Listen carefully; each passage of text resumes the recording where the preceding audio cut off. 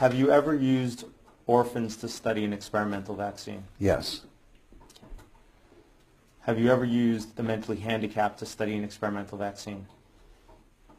I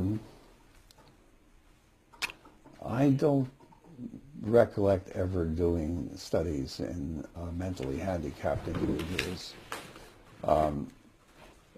At the time, in the 1960s, it was not an uncommon practice. I wouldn't deny that I may have done so.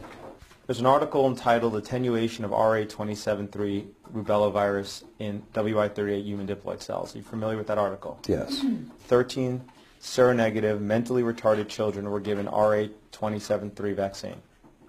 Okay, well, then that's, in that case, that's what I did. Okay. Have you ever expressed that it's better to perform experiments on those less likely to be able to contribute to society, such as children with handicap, than with children without or adults without handicaps? I don't remember specifically, but it's possible.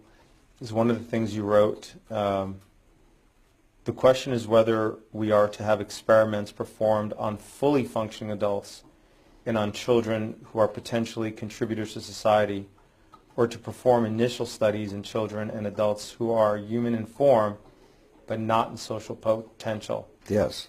Okay. It may be objected that this question implies a Nazi philosophy, but I do not think that it is difficult to distinguish non-functioning persons from members of ethnic, racial, economic, or other groups.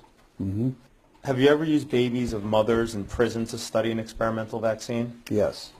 Have you ever used individuals under colonial rule to study an experimental vaccine? Yes.